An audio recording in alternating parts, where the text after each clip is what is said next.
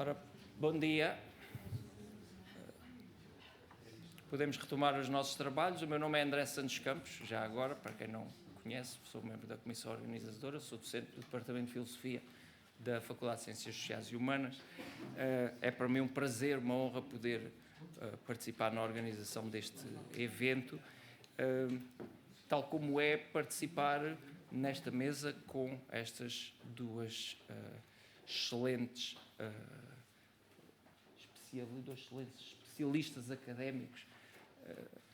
Eu tinha até preparado, aliás, a apresentação de cada um deles, como normalmente se faz, mas acho que é uma perda de tempo, sinceramente.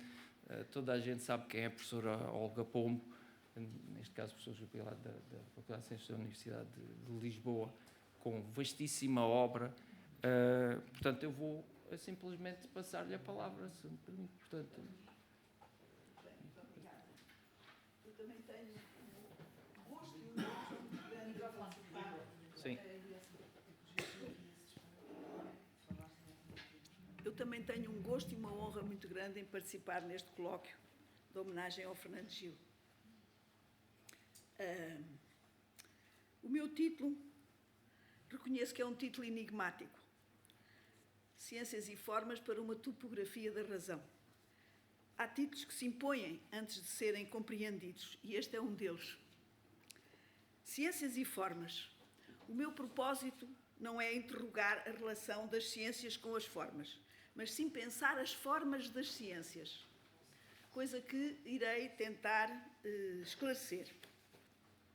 Limitar-me-ei sobre a questão das ciências e formas, limitar-me-ei a recordar muito brevemente que a ciência sempre manteve uma relação originária com as formas. Num certo sentido, as ciências não fazem senão estudar formas, invariâncias, regularidades, padrões, etc. Desde a ciência grega que assim é. Sabemos que a geometria é o ápice da ciência grega. E sabemos que a geometria grega e a astronomia como geometria celeste não estuda senão formas como idealidades puras, objetivas e universais, seja o círculo, o triângulo, a linha reta, etc. Euclides, no entanto, não mediu as dimensões das propriedades dos egípcios, com os seus contornos irregulares e desordenados. Ao contrário, eliminou o empírico e foi contemplar a diagonal de um quadrado regular e ideal que ele poderia ver apenas de forma teorética.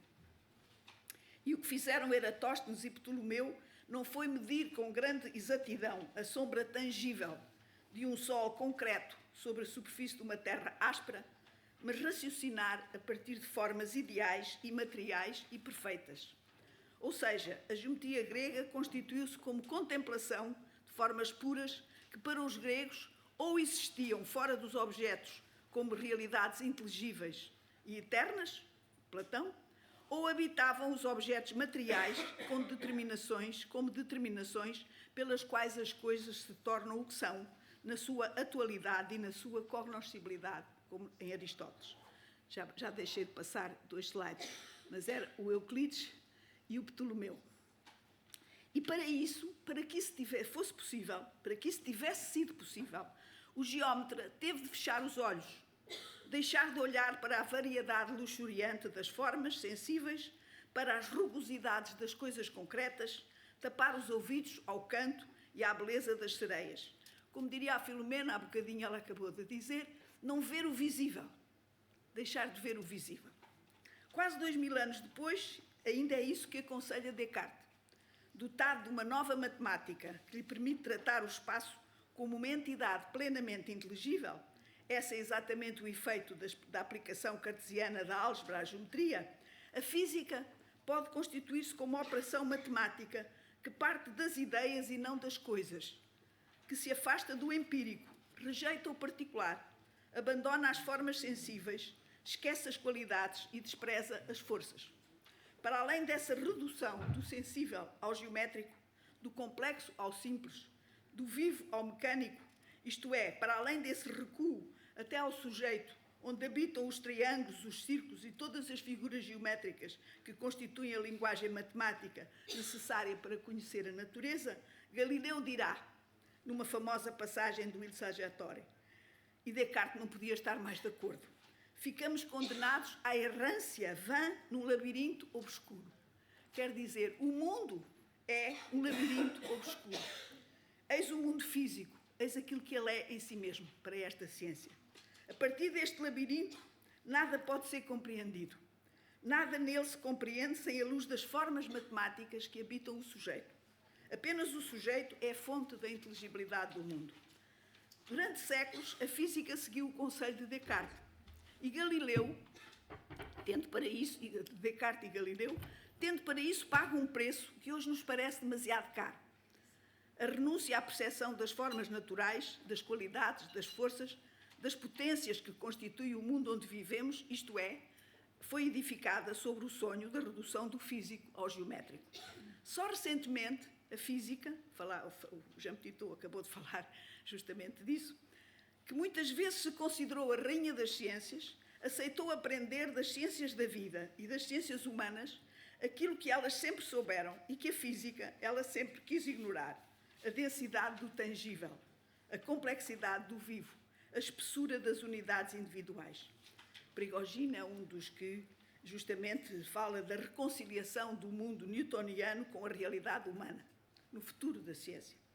Whitehead havia já anunciado que o campo para uma filosofia do organismo estava aberto. Infelizmente, quando Whitehead fala de organismo, vai mais a Bergson do que a Leibniz. E é pena, por muitas razões. Só indicarei 3. Porque Leibniz, tão frequentemente lido através de filtros inadequados, é quem, da forma mais clara e explícita, recusa a assimilação cartesiana da matéria à extensão. Porque, a segunda razão, a filosofia vitalista ou organicista de Leibniz se manteve afastada por muito boas razões, que seria interessante conhecer, do mecanicismo da física de Newton, tendo tido efeitos subterrâneos poderosos, pelo contrário, na biologia, como provam as edições recentes de textos de Leibniz sobre ciências da vida, nomeadamente na embriologia, na paleontologia, na geologia. E, acima de tudo, seria a terceira razão, porque a exigência de um formalismo que fosse natural, que atravessa e em grande parte entrava os seus diferentes programas de construção de uma característica universalis, mostra bem que o que Leibniz procura com esse projeto é salvaguardar a possibilidade de pensar as rugosidades do mundo e cada uma das suas singularidades. Seria um bom tema para outra conferência, mas não é sobre isso que falaremos. Porém, o que importa sublinhar agora aqui é que a ciência contemporânea está, efetivamente, aberta a outro tipo de formas. Formas dinâmicas, relacionais, contínuas, densas, sempre em transformação, em articulação com o seu meio, sempre em processo de criação, sempre em devir. Formas orgânicas, morfologias vivas, capazes de se adaptarem, de produzir efeitos inauditos, vibrações improváveis, acontecimentos inesperados. E temos hoje as matemáticas do tempo, matemáticas fratais, matemáticas não lineares, capazes de pensar essas formas a que antes a ciência voltava às costas, esquecia ou reduzia. O meu objetivo hoje aqui é pensar, porém, outro tipo de formas. Não me refiro às formas naturais. Aquelas regularidades orgânicas e inorgânicas que supõem um plano de organização interno, fechadas ou abertas, estáveis, pensem na linha reta, estáveis ou dinâmicas, lineares ou contínuas, topológicas ou fratais, recorrentes, derivando ao infinito. Formas que podem apresentar contornos nítidos ou fundir-se no espaço que lhes é exterior, mas que em qualquer caso se dão como evidências primeiras. As espigas de trigo, os esplendorosos bandos de aves, as dunas ondulantes, sementes, os relâmpagos, os cristais de que Fernando Gil tanto gostava. Formas das quais, como acabámos de ver, as ciências se esqueceram durante muito tempo. Não queriam ver. Que só recentemente se tornaram capazes, justamente, de estudar. Quem nunca as esqueceu foram as artes, que sempre as reinventaram por combinação, por ruptura, por ruptura de simetria, por deformação, por patologização, no caso Bacon, por condução ao limite, enfim, por desvio, por deriva. As artes sempre souberam que as formas naturais são inesgotáveis. Também não me refiro às formas propriamente humanas, construídas ao longo da história. Formas artificiais, culturais, simbólicas, que os homens traçam por todo o lado, que inscrevem nas rochas, nos rolos de papel, nos rolos de papiro, nas folhas de pergaminho, que desenham nos tecidos de seda da misteriosa China, que escrevem nas páginas em branco. Isto é o linear B. Isto é o alfabeto, o grande alfabeto grego. Essa maravilhosa invenção a quem tudo devemos. Que escrevem, dizia eu, nas páginas em branco de papel. Esta é uma página de maravilhas da internet. Uma página um manuscrito da Paz Perpétua do Kant. Ou nos ecrãs luminosos. Este é um poema de Rimbaud, um manuscrito. Ou nos ecrãs luminosos dos computadores. Claro que deixo de lado aqui, neste conjunto, as formas utilitárias, que abrem para uma outra dimensão, e as formas artísticas que abrem para lá do espaço e do tempo.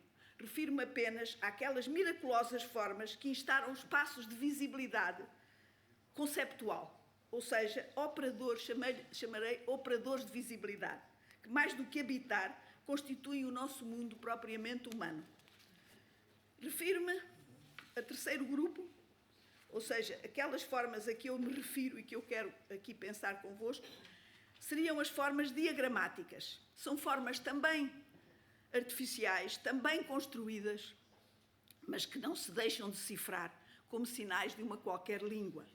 Dispositivos gráficos não lineares que somos obrigados, convocados a ver, e aqui é mesmo ver, sem que, no entanto, os possamos ler. Digamos, diagramas, modelos, figuras especulativas, esquemas e desenhos imaginários. Com elevado valor cognitivo e heurístico, este é um diagrama de Feynman, é um dos diagramas, com elevado valor cognitivo e heurístico, estas formas de que as ciências, mas não só, sempre se serviram e se servem hoje com frequência e intensidade crescente, não mostram, mas dão a ver. Isto é, tornam possível uma experiência cognitiva que ultrapassa os limites da percepção natural. São artefactos semióticos infinitos, que não significam, não representam, mas abrem para um campo de fenomenalidade inédito, para uma evidência possível. São dispositivos que os homens constroem, desenham, que por vezes se limitam a esboçar, em regime de urgência, em materiais precários, frágeis e inadequados, como no caso do magnífico envelope de Poincaré, onde ele rabiscou uns apontamentos, exatamente um diagrama, no momento de inspiração. E muitas vezes elementos nos quais com os quais se calcula, se imagina, se experimenta, se descobre e se inventa. O diagrama de Darwin é, a este propósito, um exemplo absolutamente admirável, do meu ponto de vista. Refiro-me ao desenho, aparentemente tosco, que Darwin desenhou no seu caderno de notas em 1837, 20 anos antes do livro fundamental sobre a origem das espécies. Desenho esse que está na base do diagrama, que 22 anos depois ele publicou como única imagem da origem das espécies, publicada em 59. Sabemos que em toda a sua obra, profusamente iluminada, esta é a única imagem que Darwin desenhou pessoalmente, pela mão. Ele que, como confessa na autobiografia, lamenta imenso nunca ter tido jeito nenhum para desenhar. Mas esta foi desenhada por ele. E não poderia ser de outro modo. Porquê?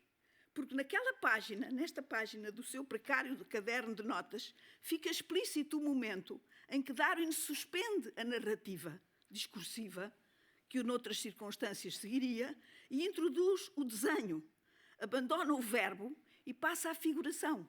E isso está escrito naquela palavrinha lá em cima, I think. Eu penso que, e interrompo para, em vez de dizer, fazer ver. Fazer ver com fazer ver. Como se o pensamento, no seu movimento de procura, de investigação, de pesquisa, tivesse que ceder o lugar à figura, para nela e com ela procurar os meios do seu próprio desenvolvimento. Há aqui uma aproximação vertiginosa para um pensamento que quer habitar o espaço, que solicita a claridade do desenho, que se deixa socorrer pela visão, que se inclina perante a luz que a figuração promete. E é fascinante ver de que modo esse pensamento já visual, essa inteligência já projetada no espaço, vai vivenciar a experiência de pensamento necessária para conceber a teoria da evolução das espécies, que Darwin congemina precisamente naquele momento. Ou seja, é porque o pensamento se abre à figuração, porque se precipita na matéria sensível, espacial, visível, que Darwin pode fazer a experiência de pensamento necessária à visualização da teoria da origem e evolução das espécies. O que também é admirável é que, como sabemos, a evolução das espécies não é coisa que se veja. O que se vê são as espécies que existem agora e os vestígios das espécies que existiram antes. Mas por razões que a etimologia da palavra teoria desvenda, a visibilidade é a matéria própria da teoria. Daí que, se Darwin quer construir uma teoria sobre a origem e a evolução das espécies, tem que produzir uma forma capaz de a dar a ver. E essa experiência de visibilidade de algo que em si mesmo não se deixa ver, só se torna visível no espaço do diagrama que Darwin toscamente desenhou. É no espaço do diagrama que a teoria invisível em si mesma pode ser vislumbrada. Digamos que Darwin deu razão a Leibniz. O pensamento precisa do espaço. Ora, é na diversidade destas formas admiráveis, destas formas diagramáticas admiráveis, que se inscrevem aquelas em que eu gostaria de me deter. Estas constituem, a meu ver, um tipo específico de formas diagramáticas que proponho designar, à falta de melhor, por formas das ciências.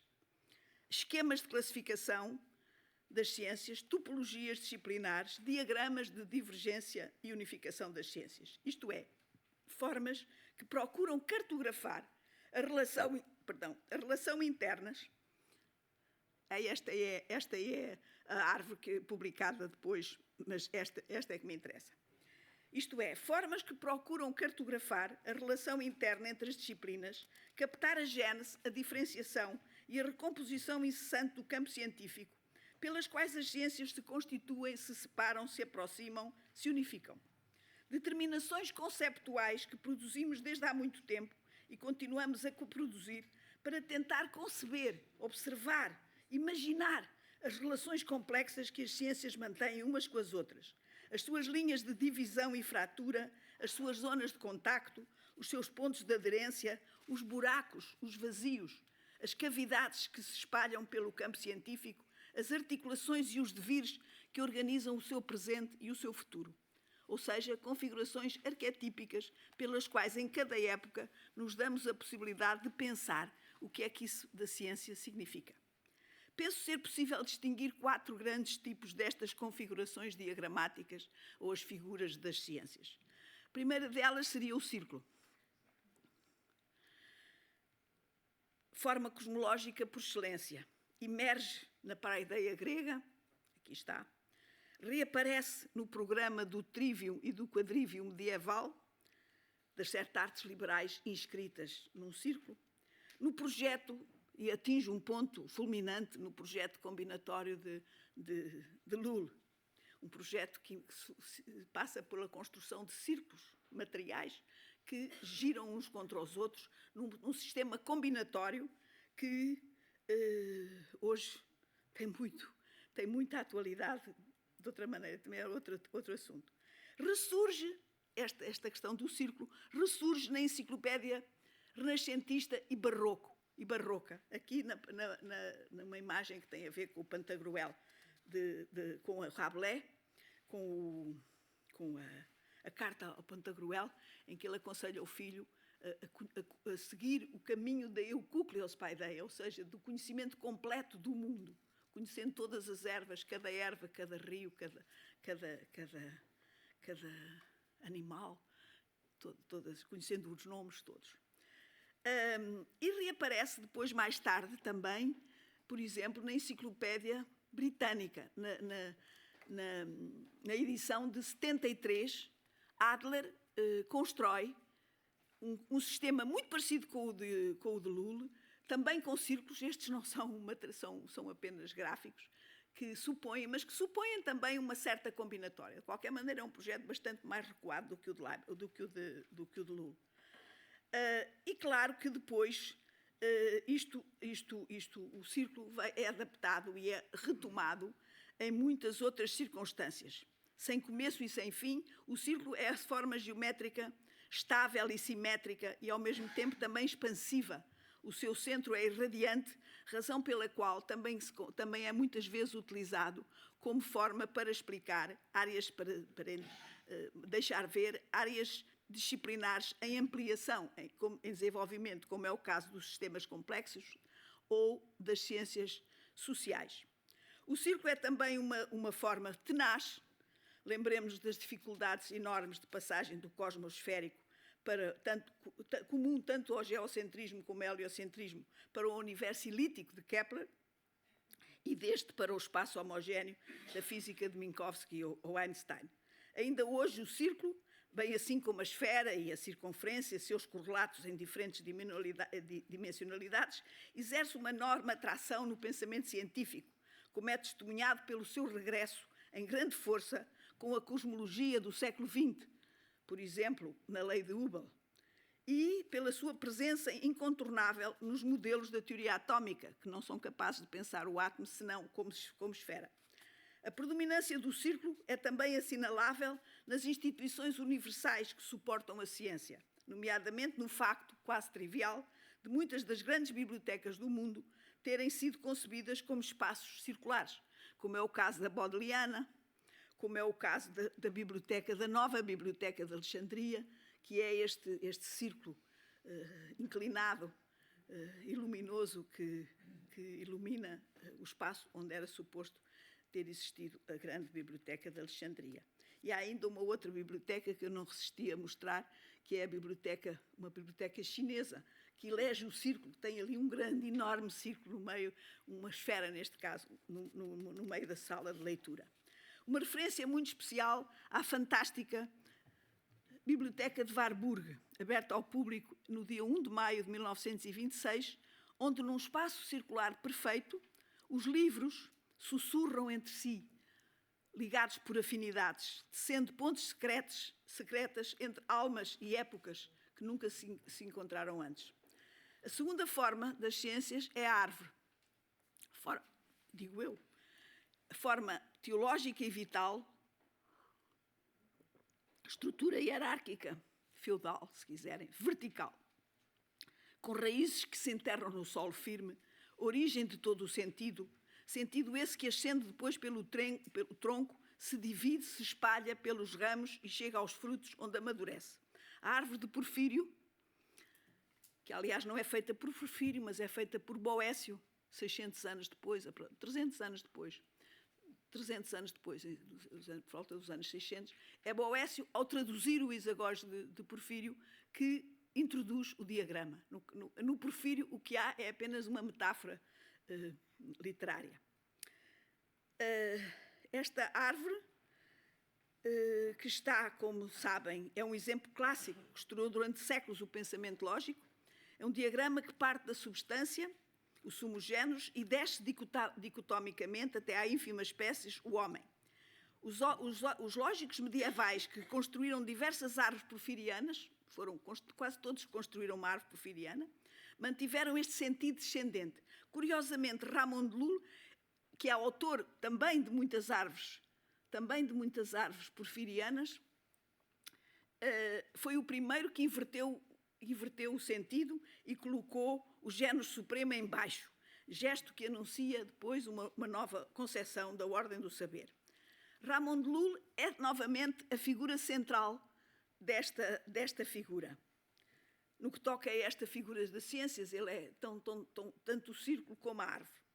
além dos círculos combinatórios que construiu e cujo sentido profundo só hoje se dá a ver em todo o seu esplendor na informática, é também o autor daquela que é, porventura, a mais prestigiada árvore da ciência, a mais influente, aquela que determinou a tradição organizativa do conhecimento na civilização ocidental, tanto ao nível de universidades, bibliotecas e investigações, como a nossa imagem mais comum da ciência e até a linguagem, o vocabulário em que ainda hoje a ela nos referimos. A ciência nasceu, a ciência cresceu, os ramos da ciência, etc. E é dessa forma enraizada, uma forma que está enraizada também, que, por exemplo, se dá a ver na quantidade depois de armas, de árvores que foram produzidas, eu só pus aqui duas, até chegar, por exemplo, à árvore onde ainda está enraizado o significado da árvore, que é a árvore da gramática generativa de Chomsky.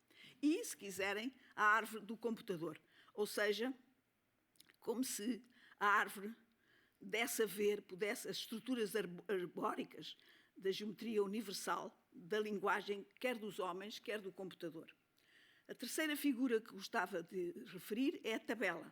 Configuração territorial topológica, cada ciência ocupa o seu território, o seu campo, a sua área própria, um espaço que pode crescer ou ser reduzido, conquistar ou ser conquistado. As zonas limítrofes são porosas, mas simultaneamente cada disciplina está balizada por fronteiras. Figura horizontal, sem centro, sem raiz, sem hierarquia, sem Deus. A tabela desenha uma cartografia que supõe uma visão de conjunto, o olhar panóptico do filósofo, é o que diz Diderot. É o caso de Diderot, que, ciente da grande transformação epistémica em curso, rompe com a árvore e elege para o seu système figuré de connaissances humaines a forma da tabela, entretanto já adotada pelos grandes naturalistas seus contemporâneos. A ruptura que Diderot pretende introduzir não é radical. Aliás, as rupturas nunca são radicais. E o que a tabela é, em última análise, é uma árvore caída, horizontal. Se quiserem, o que o Diderot fez foi pegar na árvore e deitá-la. E aqui temos uma árvore caída. A grande novidade de Diderot terá sido justamente esse gesto, de seguindo Bacon, que seguindo Bacon, que também já tinha construído um diagrama que tem a ver com esta ideia da árvore caída, seguindo Bacon, o gesto de Diderot de orientalizar a árvore esvazia de sentido o lugar de Deus e dá forma a uma concepção territorial, aquisitiva, guerreira da ciência, que tinha sido justamente anunciada por Bacon. Significativamente, é muito interessante, no discurso preliminar ainda aparece uma árvore, mas tão sobrecarregada de frutos que o D'Alembert, talvez menos consciente do que o Diderot das transformações em curso e da importância desta mudança, ainda tenta fazer uma árvore com todas as disciplinas, mas já são demais, então a árvore não aguenta. Não aguenta. E, portanto, mas é muito curioso porque é esta árvore que aparece ainda no discurso preliminar de D'Alembert. A mesma capacidade de sobrevivência às grandes transformações epistémicas e de reforçar o tal ideal aquisitivo da ciência faz hoje reaparecer a tabela sob a forma de gigantescas bases de dados. A tabela está sempre aberta para a possibilidade de novas conquistas. Ao recapitular o que foi, ao classificar o que há, na tabela é sempre visado o que vai haver. Ela aponta, indica, abre sempre espaço ao que virá, como os vazios da tabela de Mendeleev. Mostro-vos aqui outras tabelas. Esta é a tabela de Mendeleev, com os tais vazios, buracos heurísticos, que dão conta justamente desta característica da tabela, esta vontade de conquista de novos territórios.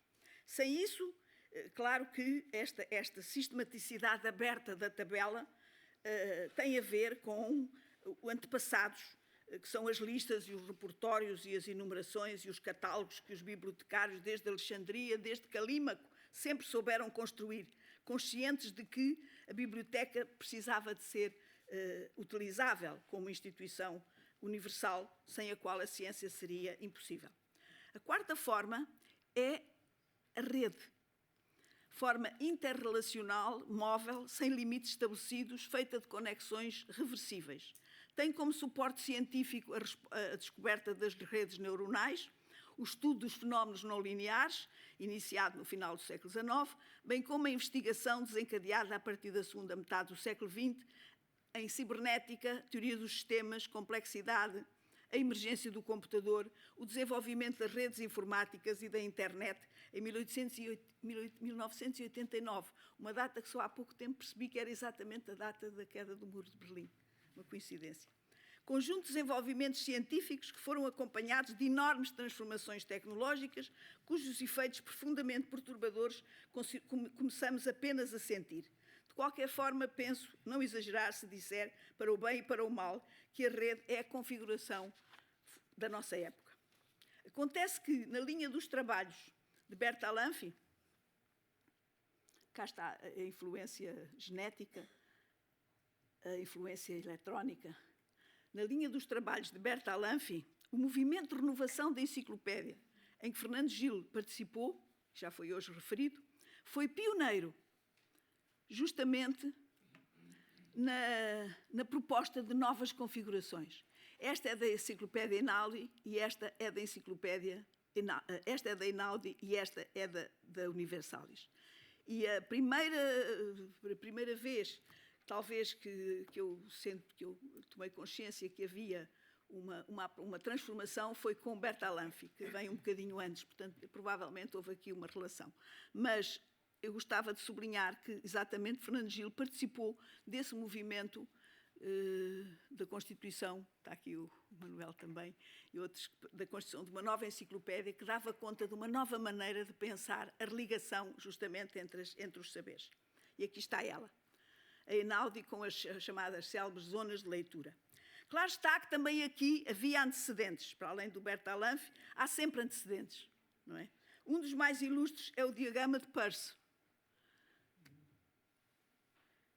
sobre aquilo que ele chama as ciências, Sciences of Discovery, da descoberta, e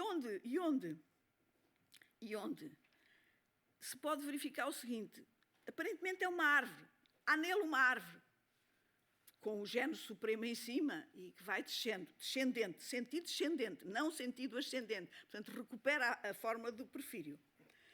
Mas uma árvore que não obedece à simetria, porque em vez de 2 ramos tem 3, e as outras árvores eram sempre dicotómicas. Esta tem 3. É também uma tabela, porque é horizontal e porque, se olharmos só no segundo plano, temos uma distribuição horizontal, mas sem ordenamento territorial. E é também uma rede, porque não tem centro, aparentemente tem 3 centros, e é uma das características fundamentais da rede, é a ausência de centro, e porque, sobretudo, estabelece, ainda que poucas e precárias, algumas conexões cruzadas e reversíveis, que aqui se vêem nestes traços que ligam, por exemplo, a matemática, a física, a metafísica, etc. Não é ainda a rede, porque a rede vive no regime da multiplicidade pura, das múltiplas entradas, das múltiplas viagens, dos múltiplos percursos. Os saberes tendem a perder as fronteiras. A rede vive num regime de nomadismo e proliferação que nem o pragmatismo, nem a originalidade do grande pensador americano permitiriam aceitar. A verdade é que a rede passou a inundar os diagramas, as formas da ciência, realizadas a partir da segunda metade do século XX, apostadas em pensar a relação cada vez mais assimétrica, mais irregular, mais multidimensional, mais cruzada, mais interdisciplinar, se quiserem, entre as várias disciplinas. Também, cá está, são inúmeras, eu trouxe algumas, todas elas têm estes elementos, penso eu. Também os artistas plásticos já tinham inundado o nosso olhar para a estranheza ou a beleza ou o sortilégio das redes e das suas, e das suas irregularidades e das suas complexidades. As redes correspondem a um mundo que as artes, melhor que ninguém, souberam escutar a tempo. Este é uma peça de Pollock, mas eu poderia referir muitos outros, desde Kandinsky, Braque, Picasso, etc., que se inscrevem nesta mesma linha. Estamos, pois, muito bem, eu vou cortar aqui uma parte, estamos, pois, perante configurações diagramáticas, vou cortar esta parte, de um tipo muito especial. A minha hipótese é que estas formas se deixam pensar como laboratórios transcendentais. Nem meras abstrações, nem simples instrumentos conceptuais, nem modelos, nem diagramas iguais aos outros. Elas são configurações que antecedem a investigação, que orientam silenciosamente a constituição dos objetos, a delimitação dos métodos, a própria possibilidade do acordo. Numa palavra, entidades que pensam em nós e por nós, antes mesmo de nós começarmos a pensar. Formas que não se contentam com organizar o saber, que não se limitam a dispor ou distribuir as disciplinas segundo os critérios determinados. Elas são lugares onde se forjam condições de possibilidade da experiência científica e se desenham as possibilidades do seu futuro. Como é que isso se faz? Enquanto dispositivos de espacialização, elas desencadeiam o rebatimento sobre a sensibilidade de objetos puramente conceptuais. As grandes áreas da investigação, as ciências fundamentais, as disciplinas constituídas, as subdisciplinas, as especialidades, os programas e projetos de pesquisa. Ora, num tal rebatimento, a transferência de determinações de uma esfera para a outra torna-se deslizante. É assim que, por exemplo, a árvore dos conhecimentos de Porfírio, se o que era em primeiro lugar visado era apenas a relação de cada conhecimento com um tronco comum, o seu lugar na gênese das ramificações, rapidamente ela passou a exprimir também a ideia de enraizamento, de fundação num solo que, não sendo ainda conhecimento, é a sua condição de possibilidade. Foi isso que aconteceu com todo o programa da metafísica dos tempos modernos, como ciência dos primeiros princípios, a qual, como sabemos, se alimentou largamente da figura da árvore. Quer isto dizer que estas configurações tornam visível algo que é do domínio do conceito, mas ao mesmo tempo fixam o conceito nas determinações de visibilidade daquilo que no visível excede a simples ilustração do invisível.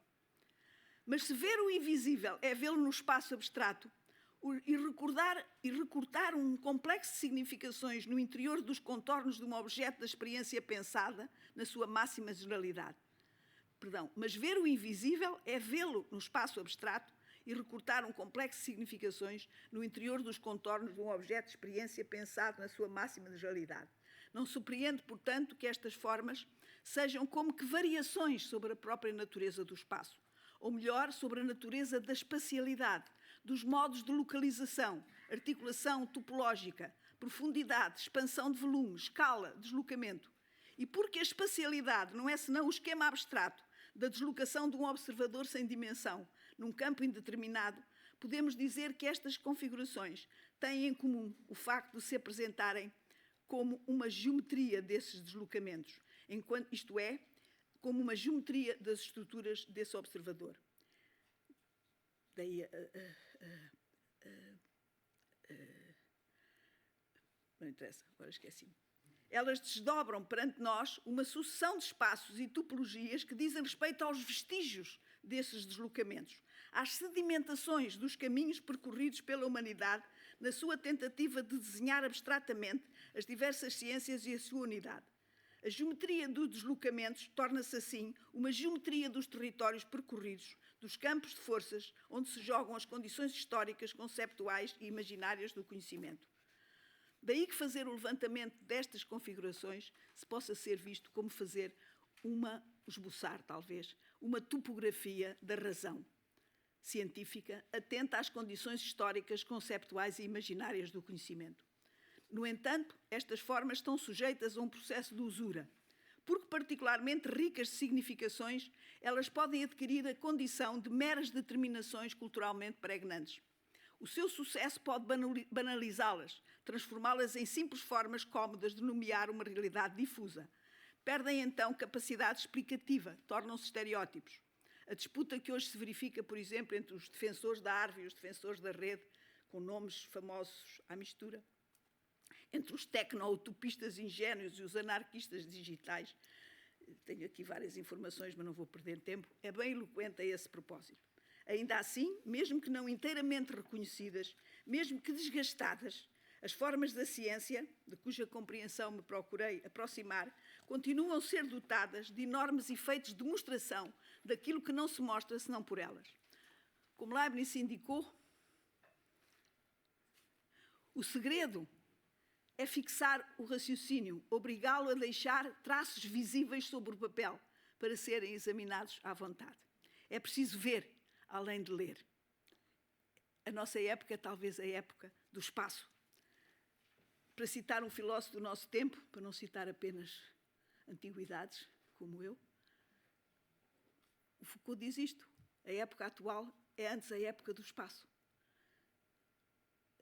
Nós temos num momento em que o mundo se experimenta, penso eu, menos como uma grande vida que se desenvolveria através do tempo, como Marx, como Darwin e como Freud procuraram pensar essa grande vida na história, na vida das espécies e na vida individual, mais do que como menos como uma grande vida, mas mais como uma rede que liga pontos e os cruza.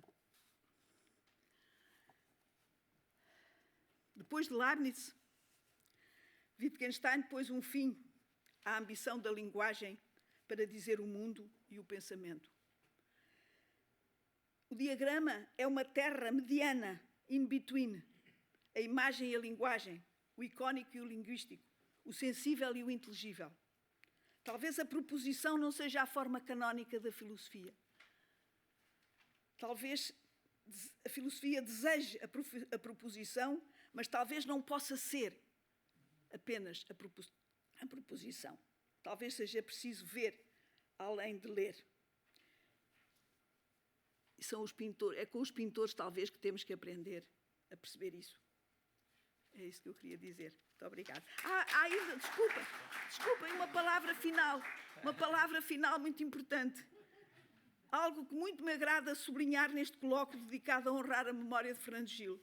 O facto destas formas, para as quais me atrevi a chamar a vossa atenção, manterem homologias silenciosas, mas profundas, com as coisas do mundo em que nos é dado viver. O círculo, com o sol, que nos aquece, os planetas e as estrelas que vemos ao longe. A árvore, com as árvores concretas, que nos alimentam e protegem, com a memória, com a raiz, nossa segurança e nosso repouso. A tabela, com os territórios que habitamos, as fronteiras que nos separam, os espaços que nos desafiam. A rede, com as sinapses dos nossos neurónios, as teias nas nossas aranhas, os rizomas subterrâneos que escavam o solo e invadem os nossos sonhos, ainda que nem sempre de forma risonha. Serão acidentais estas homologias, dirão uns, meramente esporádicas, episódias, fortuitas, quase ridículas.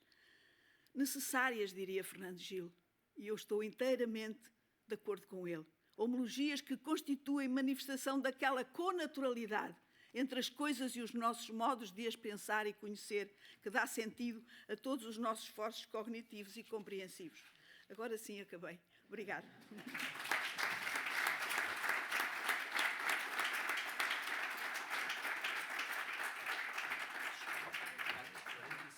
Boa. Consegui. Muito bem. Devido à tirania do tempo, não temos muita oportunidade para debate, mas acho que pelo menos duas perguntas nós podemos ter. Duas perguntas. Quem quiser intervir. Não? Eu queria dizer uma palavra sobre... Espera. Obrigada. Queria dizer uma palavra de gratidão a esta comunicação da Olga Pombo, que me fez também... produziu uma anamnese espontânea em relação a muitos aspectos que nós discutíamos nos seminários do Fernando Gil e com a Olga também, este amor pela forma e esta compreensão muito larga do conceito de forma, desde as formas naturais às formas produzidas pelos humanos, e é estas formas produzidas pelos humanos de maneira muito singular que decorrem de crises dentro da ciência em relação justamente à intuição e ao conceito, ou à percepção e ao conceito, e a possibilidade de uma reconfiguração dessas crises e talvez uma tentativa também de solucionar e de reativar a possibilidade de uma solução nestes gestos espaciais, criativos, que vão do círculo geométrico à árvore, que se traduz geometricamente, mas que é uma experiência vital, à tal tabela, tábua, como os franceses dizem, que é uma ideia que também me agrada muito, a ideia de uma tábua, que também é uma mesa que se estende horizontalmente, e finalmente à rede com as suas ameaças, a sua criatividade própria e as suas ameaças. Eu acho que o Fernando Gil está muito presente aqui. Obrigada. Está sim. Obrigada. Muito obrigada. Está de facto. Gostei muito de ouvir, Olga. Tinha duas perguntas muito simples. A primeira, eu tenho a impressão que há dois pontos da ciência atual que não estão cobertos por essa interessante forma de modelar, digamos assim, as formas das ciências. Um tem a ver com, se quisermos, o indeterminismo e o acaso, que aparece, e portanto as estatísticas, as probabilidades, praticamente em todos os sistemas de medida que a gente hoje quer, desde o macro até o mais micro, quântico e por aí. E o outro é a questão da informação, que cada vez aparece mais na inteligência artificial e nas suas capacidades assustadoras. Como é que resolve? Não, eu diria apenas que, se for verificar os diagramas sobre informática, sobre ciências da computação, sobre física indeterminista, eles vão todos bater à rede. Vão todos bater à rede. Não há outra forma de pensar essa multiplicidade, essa quase caótica, esse cruzamento quase caótico. Justamente, até pelo contrário, até são talvez os grandes inspiradores da rede. Até são talvez a verdadeira raiz da rede.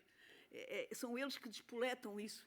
Por exemplo, no caso do Prigogine, a física de Prigogine, ele está perfeitamente consciente disso e diz isso. O indeterminismo já não cabe. Não cabe de maneira nenhuma numa tabela de iluminista, nem cabe numa árvore, nem cabe no círculo. Ele rebenta com estas figuras todas. E onde ele se encontra é justamente na rede. Portanto, muito obrigada pelas suas indicações, que são exemplos daquilo que eu pretendia exatamente dizer. Muito obrigada. Mais uma. Obrigado. Sofia, Obrigada. tem de ser rápida e sintética. Ali, Paulo. O projeto. Obrigada pela comunicação, que é muito interessante. Deixa-me pensar só numa coisa e vou tentar ser breve. Se com a rede, de certa forma, a rede faz-nos pensar, como nos faz pensar nas redes neuronais, também nos leva a pensar nas raízes das árvores. E quer dizer... A rede não tem raízes, é só superfície. Sim, a questão é, se pensarmos, por exemplo, na semelhança entre as redes neuronais e a forma como funcionam as próprias raízes das árvores entre si e entre aquilo que as rodeia, se não seria possível um retorno à árvore a partir da raiz. É que as raízes da árvore vão à procura do fundamento. São o que a árvore quer é o fundamento. E a rede, exatamente, é a ausência de fundamento. É a possibilidade de viver sem fundamento. É essa possibilidade. Ainda está por provar o que é que vai resultar daqui, mas, quer dizer, não estamos aqui a julgar moralmente, estamos a dar conta de uma diferença. Eu penso que as raízes das árvores, embora sejam, digamos, prolíferas, etc., a verdade é que elas são figuras de fundamento. E sempre foi pensado assim. São estruturadas, exatamente. num outro trabalho que não sei se algum dia acabarei, eu tentava mostrar que estas figuras se caminham, o seu destino não é a árvore, mas talvez o círculo. Talvez o círculo. Curiosamente, quanto mais, agora não tenho isso aqui, não, isso é outro assunto, mas curiosamente, quanto mais se frequentar estas redes, mais nos damos conta que a densidade aumenta, a densidade das conexões aumenta, de tal maneira que há como que uma produção de círculo, uma tendência para o círculo. Exato, o que dá razão aos gregos. E quando dá razão aos gregos, temos tudo. Temos de acabar aqui, porque com esta frase é uma ótima maneira de acabar. Muito obrigado. Obrigada.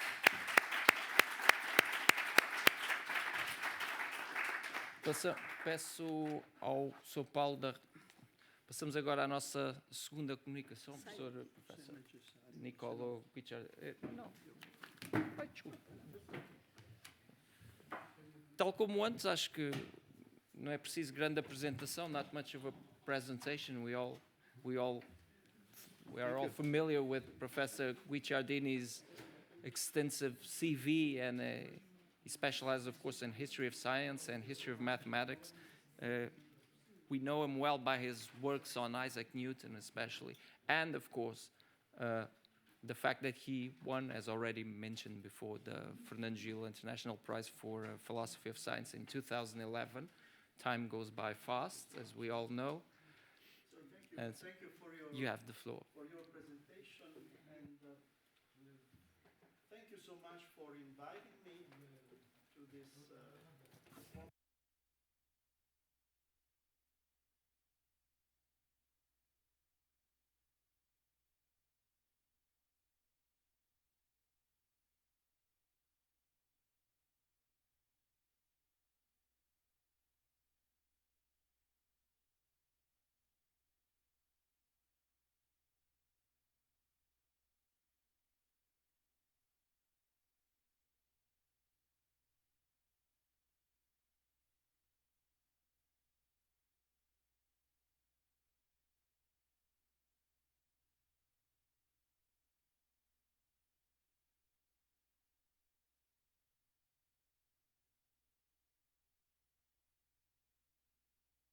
For this talk is very much related to the work of Fernando Gil. Indeed, in November 2004, Fernando Gil presented a paper entitled Mobile Order Between Chance and Necessity, the first of three questioning 19th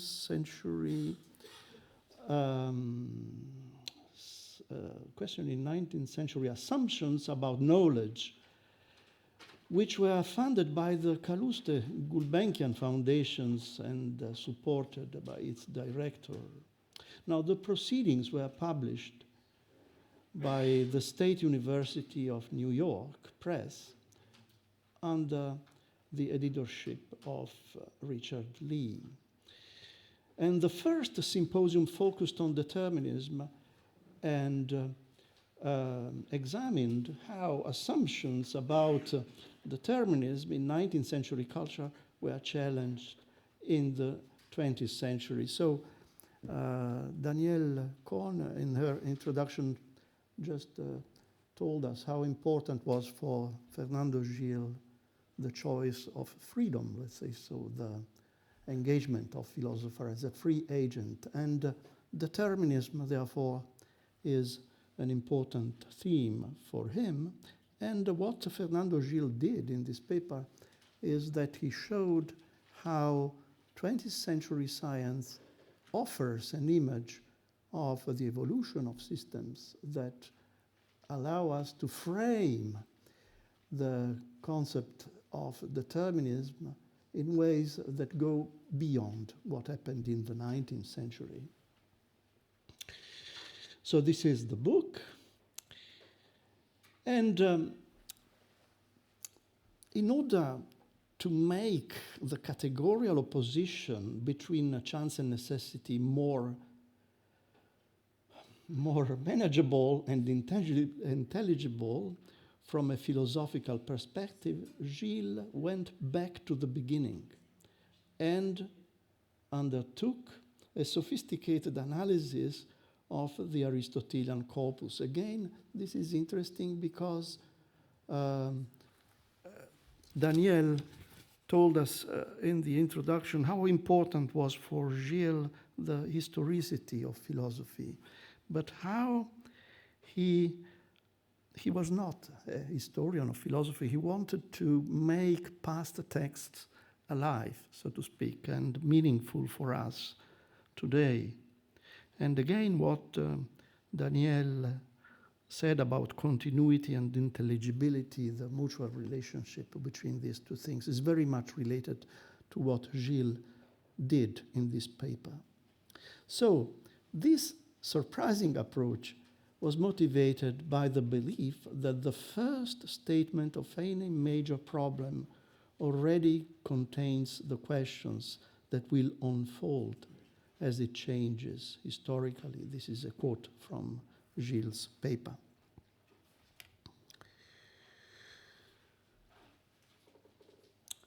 In his eye-opening paper, Gilles elegantly and convincingly argued that subsequent debates in probability statistics, the human sciences, and chaos theory can be read as structured not around the binary opposition between chance and necessity as it happened in the 19th century, as we shall see in a moment, but around the finer distinctions defined by Aristotle's so-called intermediate figures, the probable, the frequent, inclination, and the spontaneous. Gilles' aim was to conceptualize the mobile order, this is Goethe's bewegliche Ordnung, that emerges as a constitutive aporia when read in its historical unfolding. And Gilles refers to René Thom here. So it's also interesting very interesting what Jean Petitot said in his talk. So Gilles demonstrated how his interpretation of Aristotle's philosophy could provide a language and conceptual framework for discussing 20th century advances in mathematical physics that brought 19th century physical mathematics to a new level, thanks to developments in statistical mechanics, quantum mechanics, and chaos theory. And secondly, he demonstrated how this framework could be applied to everyday life and our lived experience, our Erlebnis, through an unexpected analysis of the psychology of opera characters. So the end of Gilles' paper deals with, opera. And with, Verdi, La Forza del Destino, Wagner, that was cited before, and so on. So it's a very rich paper that is exemplary in a way of his philosophy. So I hope you understand that my multifocal lenses are working well enough in order to read here. So. Maybe you could read it from here. Oh, there is a problem of perspective. Yeah, but in any case, I hope you will forgive my clumsiness. So okay. So my talk is a tribute of Fernando Gil and a tribute, in a way, also to the Gulbenkian Foundation that hosted this conference. So these things were happening here, and after. Gilles' talk, there was a discussion that is printed in the book, and the list of speakers who were participating to this discussion is really intimidating, but let's go ahead. So Today I will briefly, very briefly consider the reception of Laplace work in William Whewell, in particular in his Bridgewater Treatise of 1833. So, William Whewell was a Tory, a conservative, a staunch Anglican, who entered Cambridge in 1811, and he met with a group of young students who were challenging tradition, namely the Analytical Society's fellows, Charles Babbage, John Herschel, George Peacock, and others. So when Whewell entered into Cambridge, he found students who were just 1 or 2 years older than him, but had a very different political agenda. He remained in Cambridge as a mathematics tutor, and then he was elected to the chair of mineralogy and the chair of moral philosophy. And he was eminent as, you know, a philosopher and historian of science, as a scientist in his own right. And he became master of Trinity College at a certain moment, thanks to the, the political help of Peel, the Tory Prime Minister. Now, William Whewell wished to do two things. He wished to accept Laplacian theories. He was able to read and appreciate the importance of Laplace Mécanique Analytique, but he didn't want to renounce to physicotheology, a discipline that was practiced by many Newtonians. One of them was William Paley in Cambridge in those years, which made science and scripture compatible, since physicotheology, Newtonian physicotheology that informed Cambridge culture in these years, claimed that nature needs a providential architect. This was what Newton stated in his Scholium Generale at the end of the second edition of his Principia. Indeed, Newton, when he began writing the Principia, he wrote a series of short treatises entitled De Motu. This is one of those versions, De Motu Sphaericorum Corporum in Fluidis. I apologize for my church Latin. I do not pronounce Latin as it should be. But in any case, in one of these early writings, Newton faces, we were in 1684, he has just begun writing the Principia, but he immediately faces the three-body problem. And he writes, he is able to solve the two-body problems, but the many-body problems is a mess.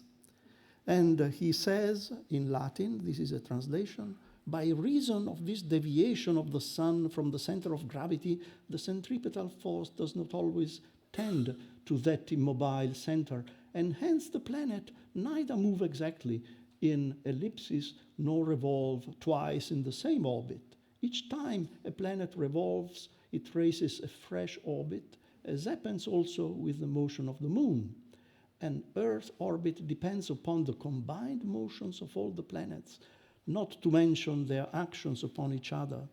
Unless I am much mistaken, it would exceed the force of the human wit to consider so many causes of motion at the same time and to define the motions by exact laws which would allow of an easy calculation. Now, this idea was led Newton to think that God intervenes in nature providentially, restoring the order of the planet. So Newton's idea that Newton stated in the General Scholium, I will skip it, but Newton's general idea that he made public in 1713 in the second edition of the Principia, is that a Deus Pantocrator, an omnipotent God, intervenes from time to time in order to restore the order of the planets. And this led to physical theologies. This led many Newtonians to believe that Newtonian's natural philosophy is not offering a mechanistic view of the world as a clock, but as something that needs God's intervention. Now comes Laplace at the end of the 18th century, and Laplace in his Mécanique analytique makes Newton's theory of gravitation, perfections Newton's theory of gravitation in such a way that he's able to prove the stability of the planetary system and formulates the nebular hypothesis, according to which the planetary system is not the result of God's choice, but it's the result of deterministic laws that shape a nebula that at the beginning is beginning to rotate, and then the planets forms, and so on and so forth. So Laplace's idea was that he could dispense of the God Pantocrator of Newton. And it is famous, a story that is often told, but there is no historical data about that in 1802, Laplace donated a copy of the Mécanique Céleste to Napoleon, and Napoleon says, I am surprised that you do not speak about God in the Mécanique Céleste. And Laplace replies, I didn't need this hypothesis. So the closest I can get to that is a diary of William Herschel, the father of the John Herschel that we will meet in a moment, who met Napoleon in August 1802. And he says that the first consul, Napoleon, addressed himself to Monsieur Laplace, who was there. I mean, William Herschel met Laplace and Napoleon on the same subject, astronomy, and held a considerable argument with him in which he differed from that eminent mathematician. And the difference was occasioned by an examination of the first consuls, who asked in a tone of exclamation when we were speaking of the extent of the sidereal heavens, and who is the author of all this? Monsieur de Laplace wished to show that a chain of natural causes would account for the construction and preservation of the wonderful system the first consul rather opposed. So there was this disagreement. Now, Laplace in Britain. Laplace was, arrived in Britain, and many British scientists accepted what Laplace was doing. John Playfair, a professor in Edinburgh, is one. Thomas Young, the Young of the Young experiment, attempted a rendering of the first book of Laplace Mécanique. Another Cambridge-based mathematician, John Topliss, translated the first volume until Mary Sommerfeld was able in 1833 to offer her beautiful rendering of Laplace Mécanique. So, but all these people were worried about Laplacian determinism. Not the radical reformers of the Analytical Society of Cambridge. Charles Babbage, now famous for his computer analytical engine. John Herschel, the son of William Herschel, who met Laplace, who was an astronomer, an important astronomer, became, and George Peacock, the founder of British algebra, so to speak. And they, at the beginning of the 19th century, wanted to introduce French analysis with a political agenda in mind. They questioned many aspects of the Newtonian tradition. famously beginning with Newton's calculus notation. So the Analytical Society is famous because they introduced Leibniz's D's, and while the Newtonian mathematicians used Newton's notation, but their program was much wider. They wanted to reform Cambridge education, and they opposed the political and religious climate in Cambridge. And they did so during the wars with France. Therefore, their position was, very difficult in a way to claim. There is a letter by John Herschel to Charles Babbage in which, dated 1813, in which he signs himself as citizen, citoyen. So they were, and Whewell didn't like them. And so they were opposed by several people in Cambridge. One is Isaac Milner, and the other one will become William Whewell.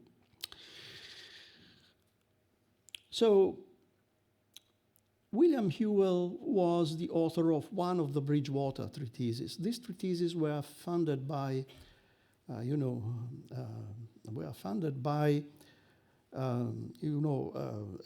aristocrat who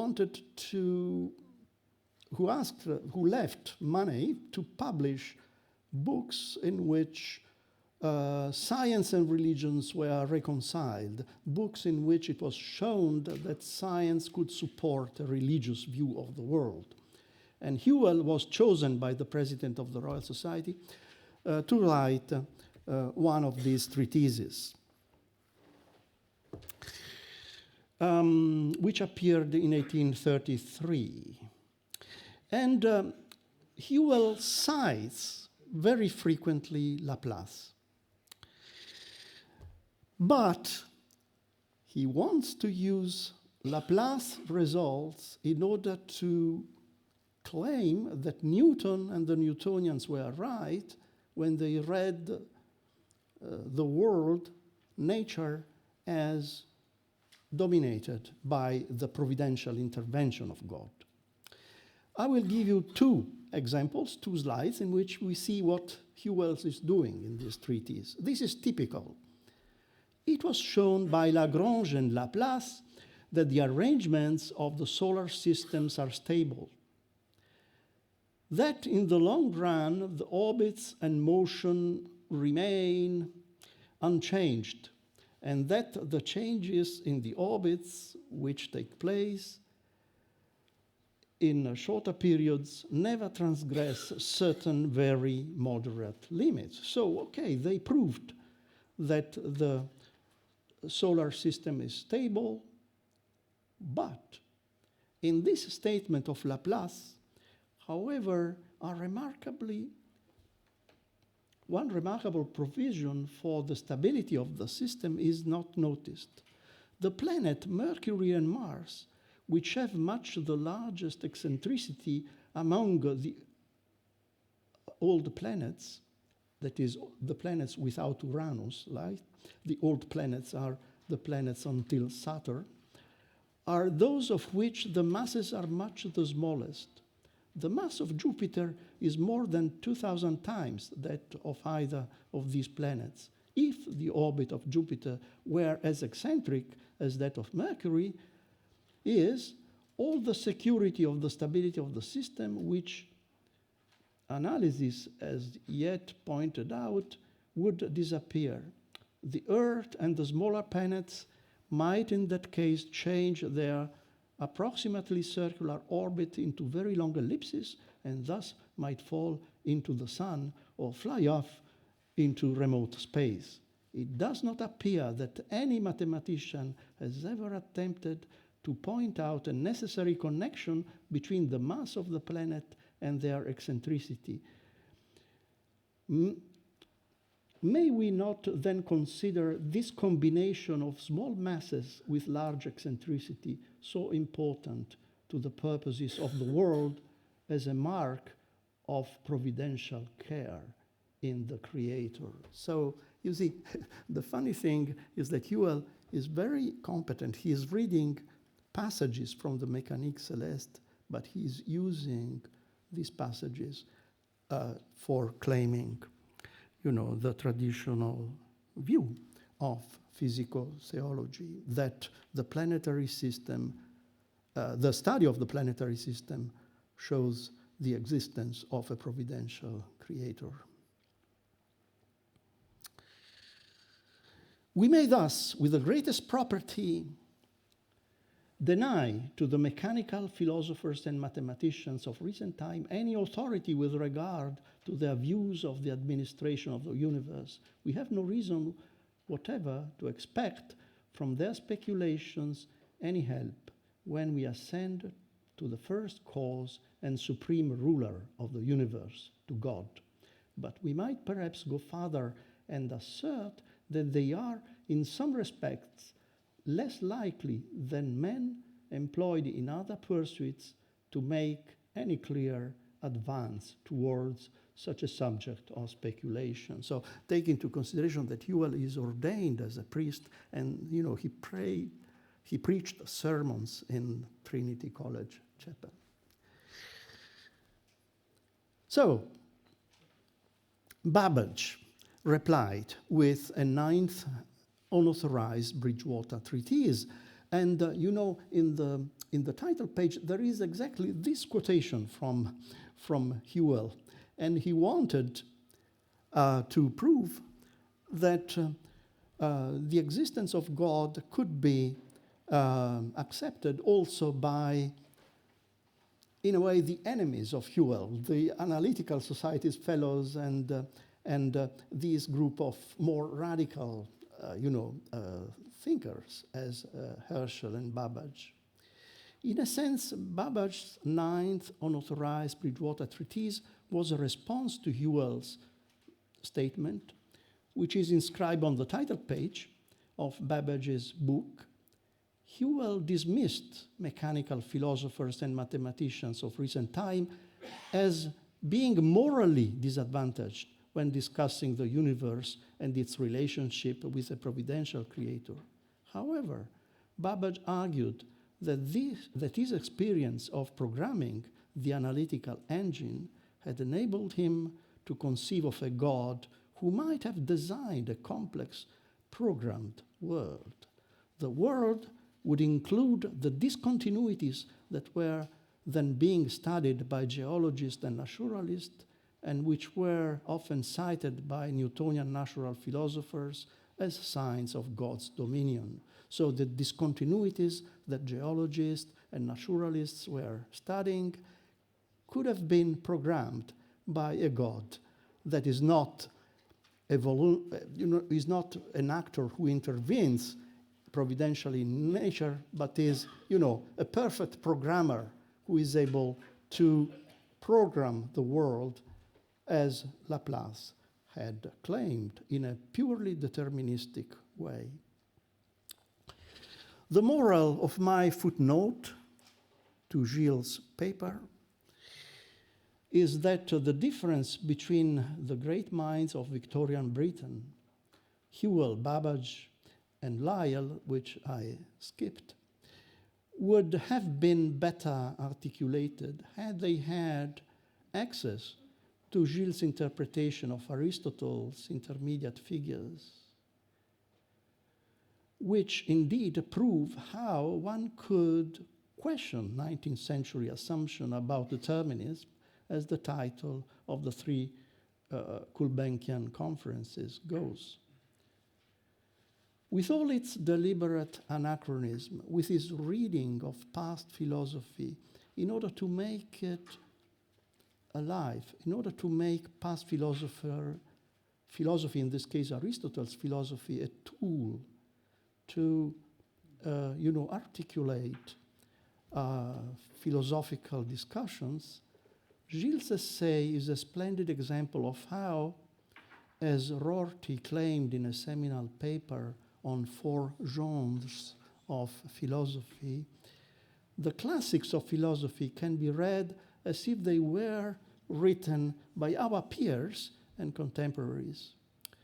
When interpreted by a philosopher of Gilles' caliber Aristotle's works still provide a language that does not resolve philosophical oppositions, such as that between chance and necessity. This was not Gilles' intention, if I understand correctly, but rather offer finer linguistic means that clarify the network of meanings covered by the terms chance and necessity. What Gilles did, I think, is to show in this paper how he could find in ancient philosophy, in modern science, the tools to frame the opposition between chance and necessity in a way that overcomes the opposition between Whewell and Babbage that we have reviewed today. And here I stop. I have still 2 minutes and 25 seconds, but I think I can stop now. Thank you very much.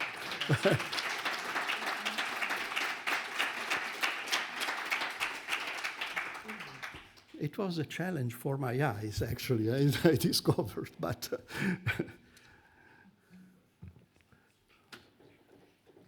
Perguntas? Comentários? Intervenções? Elogios? Críticas? Which one of the 4 intermediary categories of Aristotelian do you choose to solve the dilemma between necessity and chance? No, that's if I knew that I had to answer, no, but it's a very good question. Thank you. No, I think if I read correctly Gilles' paper, he didn't claim that he had an answer, but that he had a finer. I mean, in the last pages of this of this paper, Gilles consider several operas, and the characters of several operas, Verdi, La Forza del Destino, Tchaikovsky, Wagner, and so on and so forth. And it's interesting to see how he talks about these things using Aristotle's categories, and I think that this is his aim. His aim, I think, is to draw inspiration from modern science and also from the classics of philosophy in order to frame these philosophical discourse in a way that overcomes, the stark opposition between Babbage and Whewell in a way. So, but your question is a question to Niccolò Guicciardini. So I answer like this, that nowadays, as Petitot mentioned, René Thom mentioned Prigogine, also Professor Pombo did the same thing. I think that, nowadays modern science is able to offer, results that are not like Laplacian determinism based on a mathematics that, tells you that determinism is a very serious and unavoidable topic, because if you conceive, Laplace worked with second-order differential equation, and if you have a system of second-order differential equations and you know the position, initial position and initial velocity of all the particles composing the universe, and you know the forces acting between these particles, then Laplace said you can predict the future and retrodict the past with absolute certainty. Nowadays, the theory of dynamical systems that was brought to, a new level by René Thom with his theory, and also quantum mechanics that makes probability not a subjective fact, but according to some, philosophers of quantum mechanics, something that belongs intrinsically to objectively to reality. I mean, all these things are moving us away from a a scientific point of view from the model of Laplace. Laplace, model. Laplace used a mathematics that is the mathematics of second-order differential equations. Nowadays, after Poincaré, Lyapunov, and so on and so forth, we deal with, dynamical systems in a way that allows, I think, philosophers like Gilles and maybe I can say also Giulio Giorello from Milan to frame, philosophy to frame the problem of determinism in ways that overcome this opposition in a way.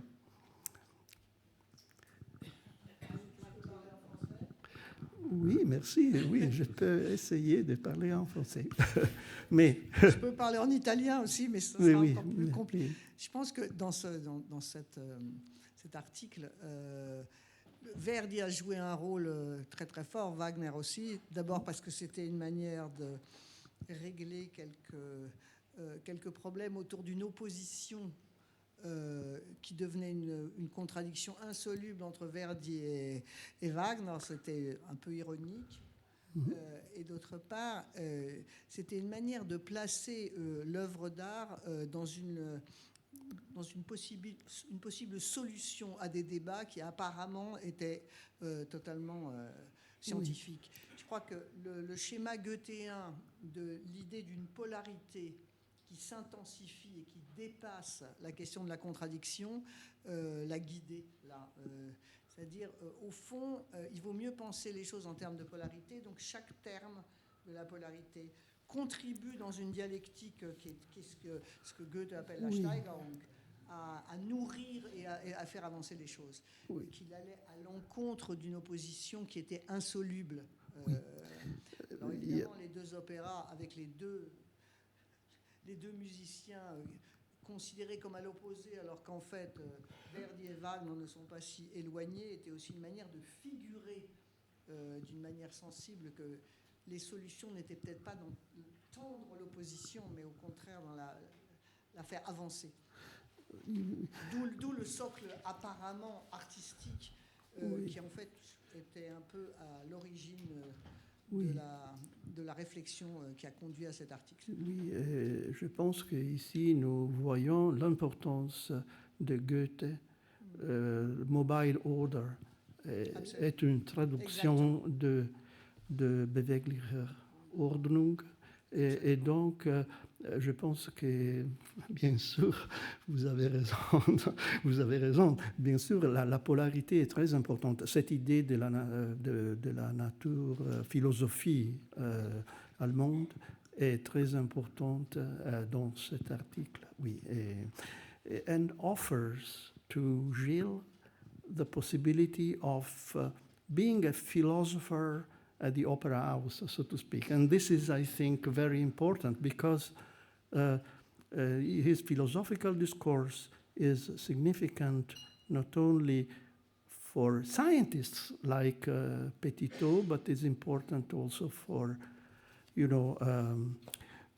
for people who are doing aesthetics, as of course will be the topic of a talk that we are looking for tomorrow. But yeah, exactly. Yes. Thank you.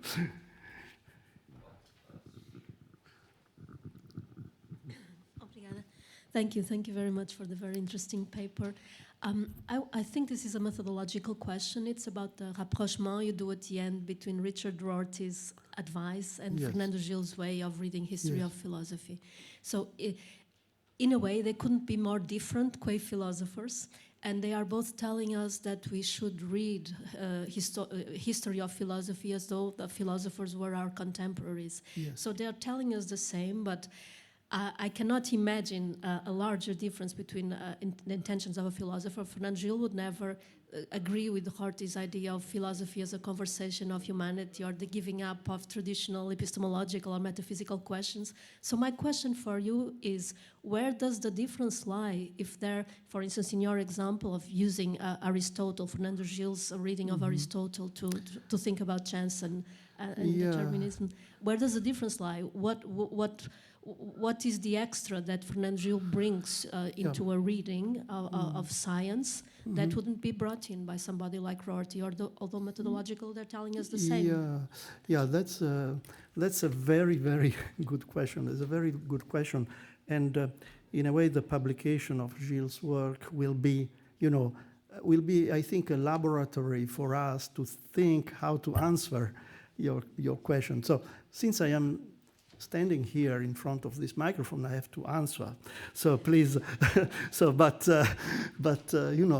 but in any case, I think that, Rorty very much advocates this idea that we have, as you said, entertain a conversation with past philosophers. We should not, understand the history of philosophy as a doxography or as purely intellectual historians who are, thinking about history of philosophy as placing the thought of the philosopher into a context that, the kind of Quentin Skinner approach to history of philosophy. No, Rorty wants to entertain a conversation, to bring to life, philosophers.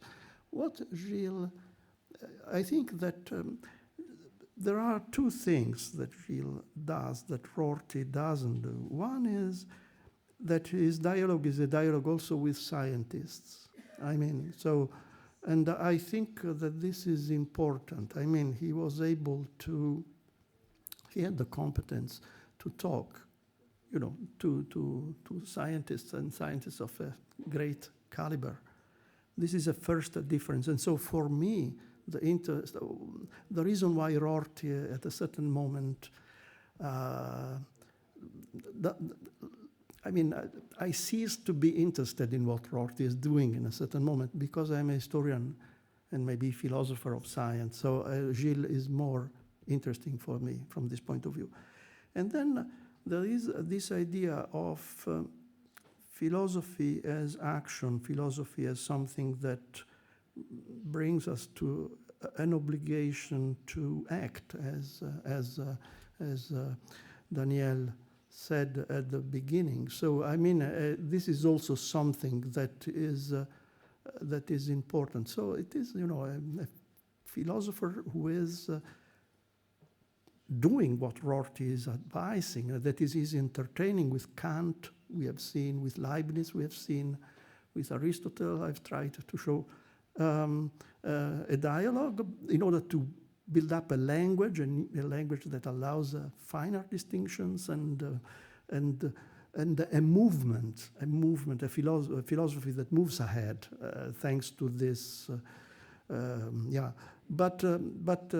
So there is a dialogue with science and a dialogue with politics, with action that I think is lacking in Rorty. I think. Thank you very much. Thank you, Nicolo, for your talk. Very, very stimulating. I would appreciate if you could develop further more the relationship between Fernando Gil's paper and your kind of presentation of an image or a prologue about a quarrel between Laplace and the Newtonians, because chance and determinism in the Newtonians have to do with an element, ideological element, which about you have not spoken. Yeah. And furthermore, I think that I cannot see very well if God is in the side of determinism of or chance.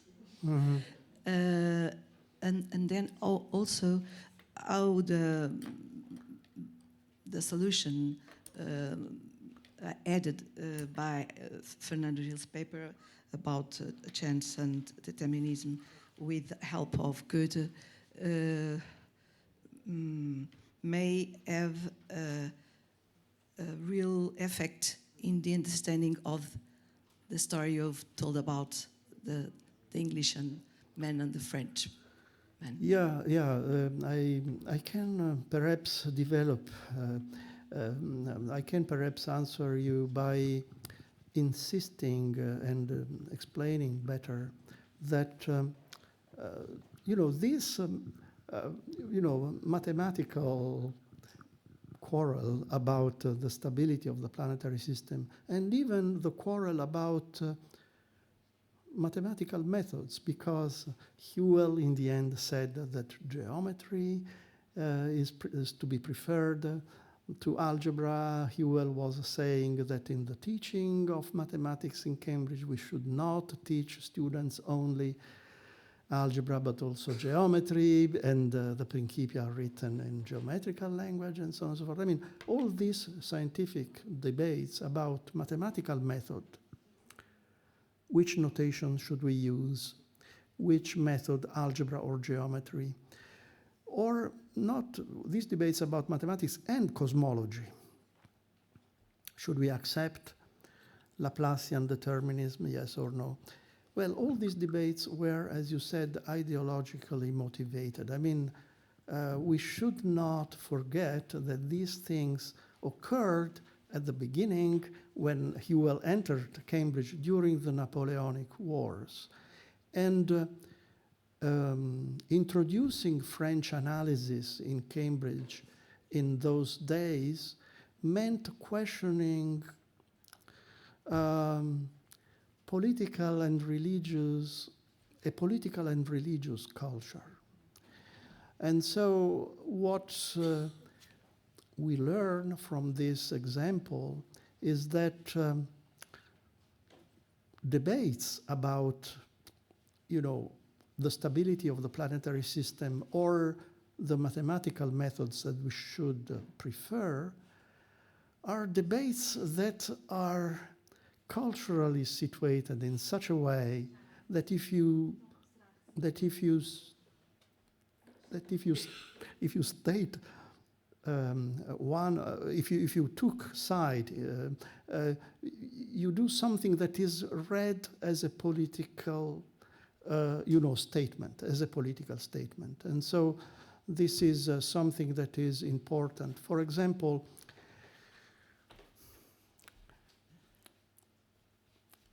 some papers written in differential notation began to be published at the beginning of the 19th century rather than using Newton's notations.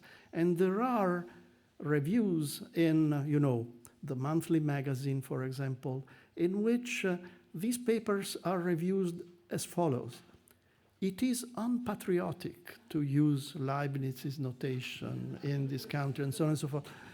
So,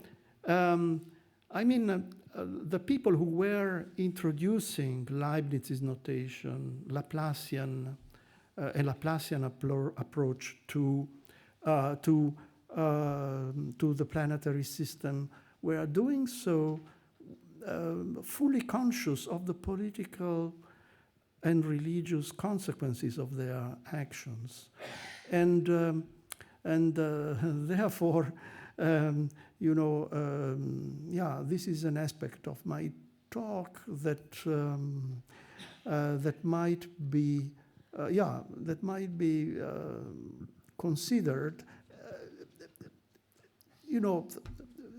in this way. I mean, even today we should be aware that scientific debates about artificial intelligence, for example, and so on and so forth, do not occur in void. They occur in a political situation that should be taken into consideration. So as a historian of this period, I I can tell that a history of mathematics of this period that does not consider the political consequences of these actions that these mathematicians took in order to introduce Laplace, in order to oppose Laplace, and so on and so forth, you know, were actions that occurred, that were read as political actions. So I think that this is something that,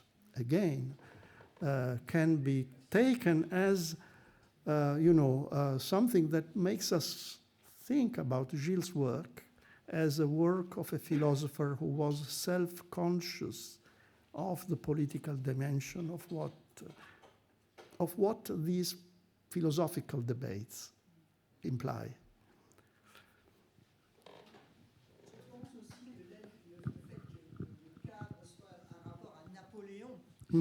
N'est évidemment pas un hasard, parce que Napoléon représente à l'époque le modèle d'une vertu nouvelle, issue de la Révolution française, d'un destin étonnant et en même temps une nouvelle version de la question du héros qui se situe entre hasard et nécessité et qui est une figure très débattue dans toute l'Europe, puisque nous sommes les seuls à encore avoir le culte de Napoléon, ou à peu près, puisqu'on constate plus les maux qu'il a apportés à tous les pays que le fait qu'il était aussi quelqu'un qui a apporté le droit des peuples à disposer d'eux-mêmes. Donc je pense que Napoléon est une bonne figure du rapport hasard et nécessité, parce que son destin apparaissait comme une nécessité. Il a percé tous les blocages et en même temps il a échoué, donc ce qui paraissait du côté du hasard d'une figure héroïque qui a voulu être un destin et qui ensuite... donc je pense que pour Fernando, c'était important. La première fois, au début que je l'ai connu, il m'a dit « Tu ne parles pas comme tu parles de Napoléon au Portugal ». Et je lui ai dit « Ah bon? Mais pourquoi ?» Et il m'a dit « Non, mais ça, c'est pas possible. » Et j'étais totalement stupéfaite, parce que je pensais que j'étais dans une naïveté sincère sur la grande figure napoléonienne, et il a dû m'expliquer que dans la péninsule ibérique, Napoléon n'était pas le héros. Chose que je voulais ignorer, que d'ailleurs, c'était même pas que je voulais, je l'ignorais. Donc, autour de Napoléon, il y a quelque chose qui se joue dans l'histoire du 19e et de l'enchaînement sur le 20e siècle. It is...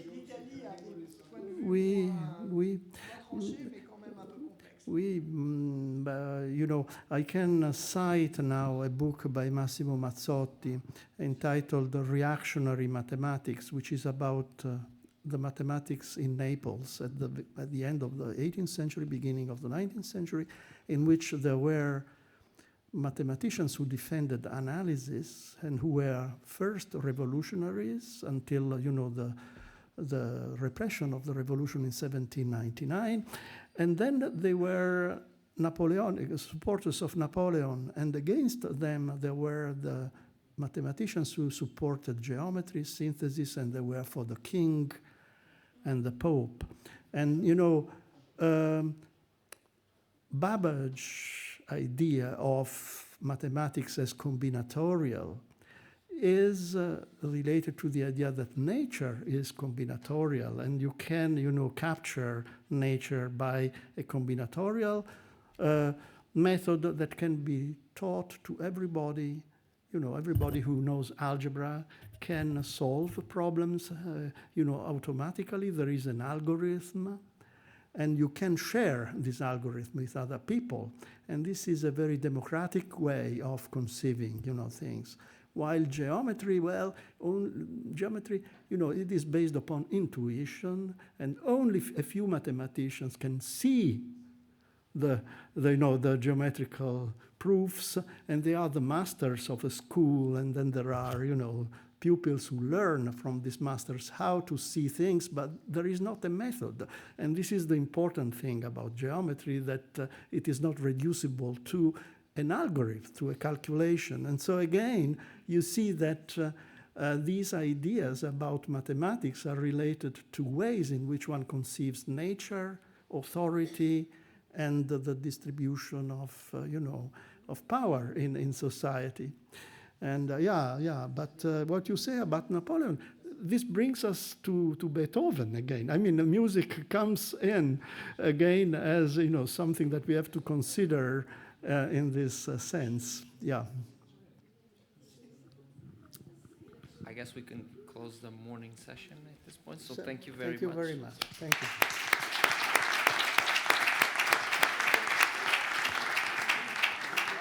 Retomamos às 2h30 nesta mesma sala. I'm passing to English so I can reach a broader audience. Everybody who is a participant in the conference as a speaker or in the honorary commission, we are going to have lunch together here at Gulbenkian. It's in the employees' cafeteria upstairs, so we have to go together. We'll follow, please do follow myself, Nuno, Filomena, and Diogo, because we have to, you need access through sorts of stamps that we have, so please come to us for access.